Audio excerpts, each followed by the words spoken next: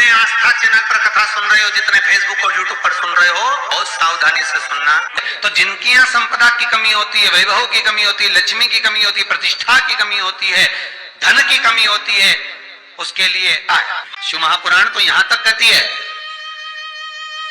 कि आपका कोई काम अटक रहा है, कोई काम नहीं हो रहा, बहुत परेशान हो गए, बहुत थक गए, उस काम के लिए सबके हाथ भी जोड़ लिए, सबके पास होकर आ गए, पर वो काम बढ़ ही नहीं रहा।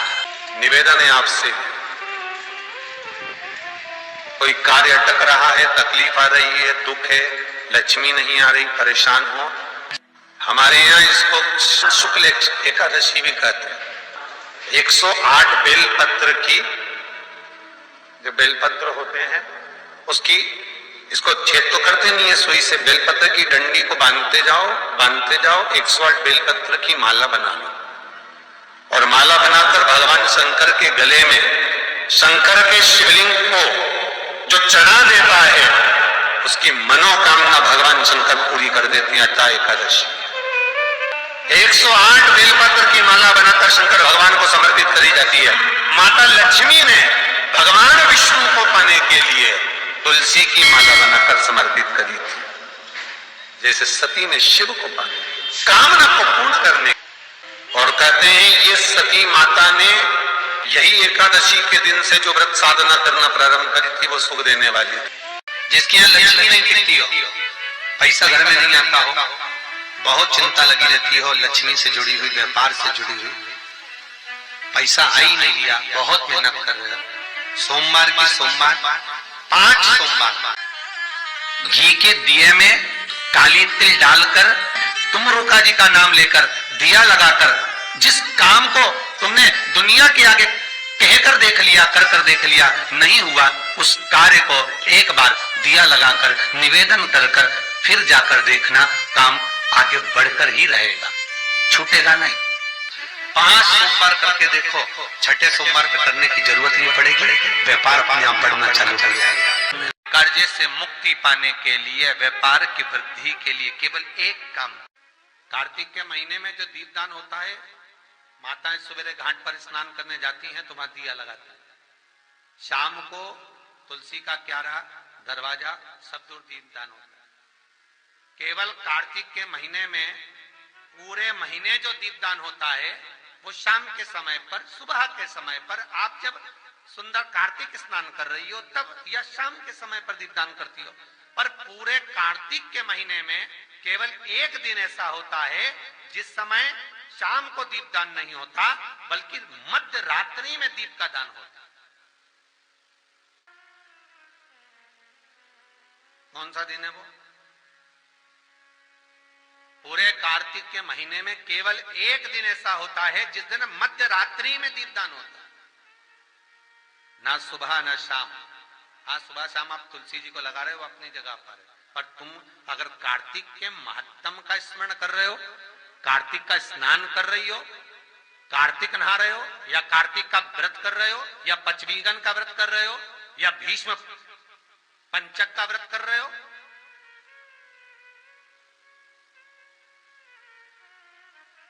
या कार्तिक स्मरण का व्रत कर रहे हो, कार्तिक का अनुष्ठान कर रहे हो, तो उसमें एक दिन ऐसा होता है जिस समय सुबह शाम दीपदान का फल नहीं है, रात्रि के मध्य में दीपदान का फल है, और वो है वैकुंठ चतुर्दशी का दिन। पूरे कार्तिक के महीने में केवल एक ही दिन रहता है जिस दिन शाम के दीपदान का फल नहीं है, मध्य रात्रि के दीपदान का फल। दीपावली पर जो दिए लगाए वो 11 दिए, 21 दिए, 5 दिए, 7 दिए, ऐसे लगाए जाते हैं। एकादशी के दिन जो दीपदान करा उसमें 11 दिए, 7 दिए, 21 दिए, ऐसा दीपदान होता है। पर वैकुंठ चतुर्दशी का जो दिन है महाराज, इस दिन रात्रि को 11 बजे से लेकर 12:30 के बीच में दीपदान होता है, और 14 दिए का दान होता है महाराज। इसमें 14 दीप,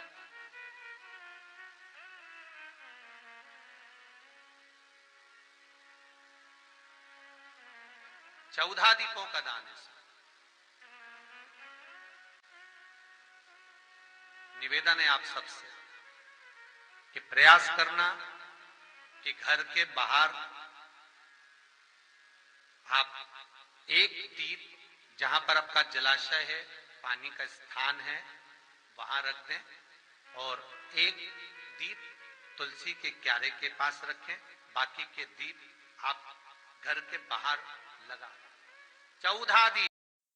दोस्तों, कार्तिक मास में चतुर्दशी के दिन जो मनुष्य व्रत उपवास करके श्री हरि विष्णु का पूजन करते हैं उनके लिए स्वर्ग के द्वार खुल जाते हैं। इस दिन व्रत रखकर तारों की छांव में सरोवर नदी के तट पर 14 दीपक जलाने की परंपरा है। वैकुंठ चतुर्दशी के दिन भगवान शिव के नाम का 7 दीपक और भगवान विष्णु के नाम के 7 दीपक जलाए जाते हैं और उनकी आराधना करनी जाती है। ऐसा करने से आपको कभी भी किसी भी परेशानी का सामना नहीं करना पड़ता है और सौभाग्य की प्राप्ति होती है।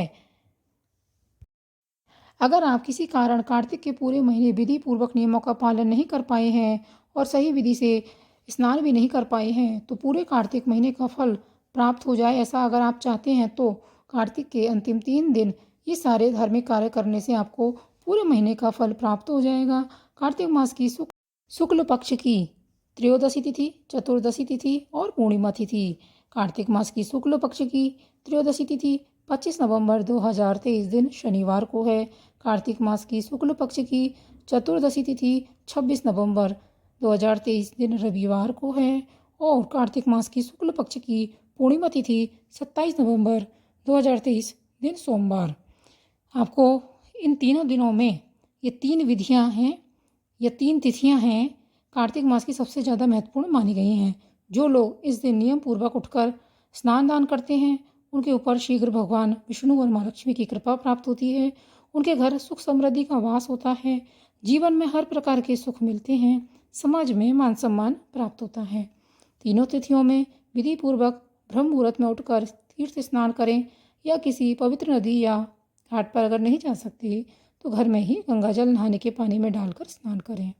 स्नान के बाद वस्त्र धारण कर गंगा जल को सीधे हाथ में लें और भगवान विष्णु जी की पूजा का संकल्प लें। गाय के घी का दीपक भगवान विष्णु जी के निमित्त प्रज्वलित करें। उसके बाद हाथ जोड़कर उनकी वंदना करें। ऐसा करने से आपके घर में सुख समृद्धि का वास होगा। भगवान विष्णु को पीले फूल अर्पित करें और उनकी स्तुति करें या विष्णु सहस्त्र नाम का पाठ अवश्य करें। ऐसा करने से उनकी कृपा आप पर बनेगी और जीवन में चल रही परेशानियों से आपको छुटकारा मिलेगा।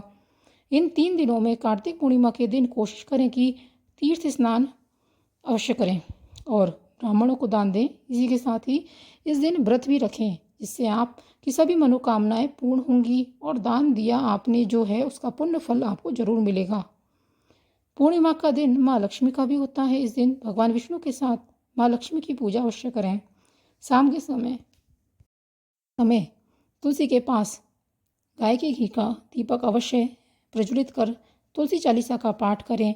ऐसा करने से आपके घर में धन का भंडार भरा रहेगा।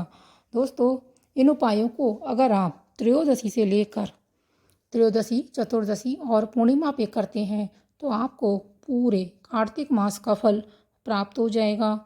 इस दिन वैकुंठ के द्वार खुले रहते हैं। ऐसे में आपको इन उपायों को करने से आपके जीवन में जो भी परेशानी चल रही है वह शीघ्र समाप्त हो जाएगी और आपके घर में धन के भंडार भरे रहेंगे। किसी भी तरह की आर्थिक समस्या का आपको सामना नहीं करना पड़ेगा। अगर आपको यह जानकारी पसंद आई है तो चैनल को सब्सक्राइब जरूर कर लीजिएगा। वीडियो को लाइक, शेयर, साथ में कमेंट बॉक्स में हर हर महादेव अवश्य लिखिएगा। मिलते हैं अगले वीडियो में। धन्यवाद।